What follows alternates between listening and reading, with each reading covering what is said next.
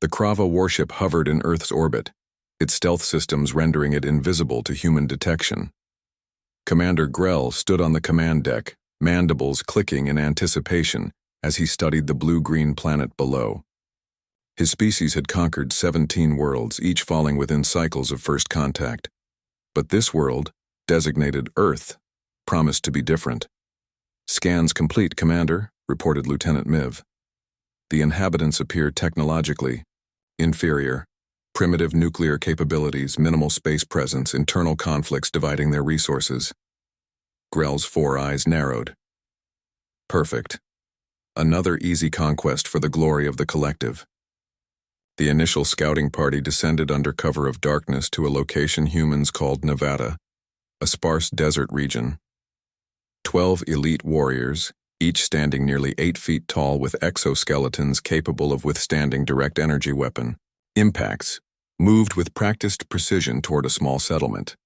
"Remember," Grell's voice crackled through their neural links, "capture specimens for study. We need to understand their weaknesses before the invasion begins."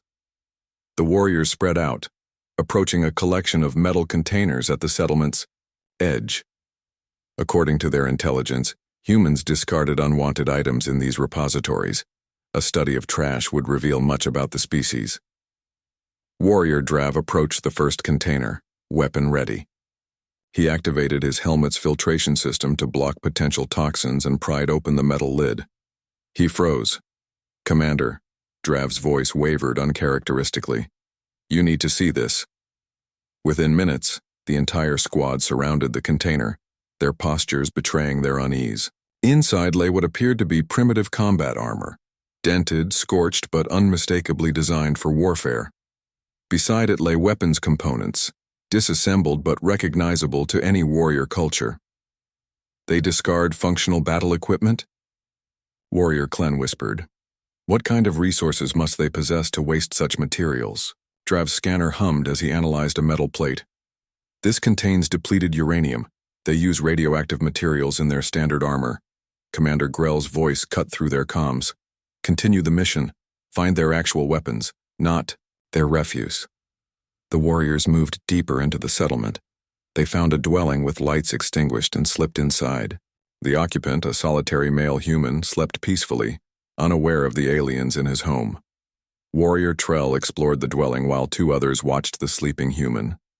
In a side room, Trell discovered what appeared to be a shrine, polished, metal objects displayed prominently on the wall. "Commander, I've found primitive weapons, projectile launchers of some kind. Bring one for analysis." "Sir, there are dozens here, all different, all decorated. This isn't an armory. This appears to be a collection." The sleeping human stirred. Before the warriors could retreat, he sat upright. Instead of screaming at the sight of the alien intruders, the human squinted, reached for something beside his sleeping platform, and placed objects over his visual organs. "Well, I'll be damned," he muttered, staring directly at the warriors. Finally happened. The warriors raised their weapons, but the human showed no fear. He simply reached beneath his sleeping platform. "Sir, the human is retrieving a weapon," Trell reported. "Neutralize him," ordered Grell.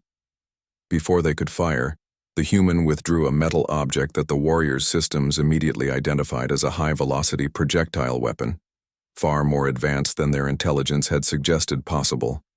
"Now, fellas," the human said calmly, "I don't know where you're from, but on Earth we call this a home invasion." The weapon discharged with a deafening sound.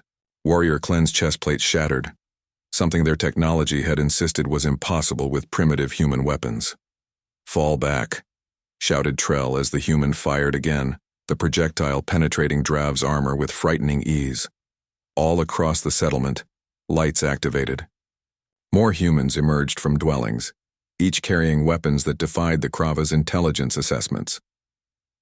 From orbit, Commander Grell watched in horror as his elite squad's life signs winked out one by one.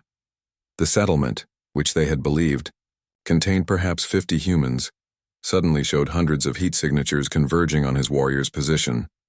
"Retrieval shuttle, extract the team immediately," Grell ordered. "Too late, sir," responded the pilot. "Human aircraft approaching, weapons locking on." Impossible. Their technology can't detect us. The pilot's response was lost in static as the shuttle's signal terminated. Aboard the warship, alarms blared. Somehow the humans had not only detected their presence but had launched primitive nuclear missiles toward their position. Evasive maneuvers, Grell commanded, but felt something he'd never experienced before: fear. 3 days later, the Krava High Command received Grell's final transmission, the Yao. Intelligence was wrong. Humanity isn't a primitive species, they're predators who thrive on conflict. What we mistook for trash were weapons that had survived actual combat. Their technology isn't inferior, it's purpose-built for war. And most terrifying of all, the average civilian possesses and maintains weapons that can penetrate our best armor. They don't fight like civilized beings with coordinated military precision. They fight like cornered animals, with unpredictable ferocity and resourcefulness. I recommend immediate blacklisting of the Sol system. These humans don't just survive on their death world, they've weaponized its hardships. They aren't just dangerous because of what they've built, but because of what they've become. We came looking for easy prey. Instead, we awakened a planet of predators. And now they know we exist. The transmission ended. High Command immediately classified Earth as a Category X forbidden world. The official record stated the scouting party was lost to environmental hazards, but the truth spread through whispers among the collective's warriors. Somewhere in the galaxy existed a species so terrifying, so casually violent, that they discarded perfectly good weapons because they always had better ones waiting, and now they were looking skyward.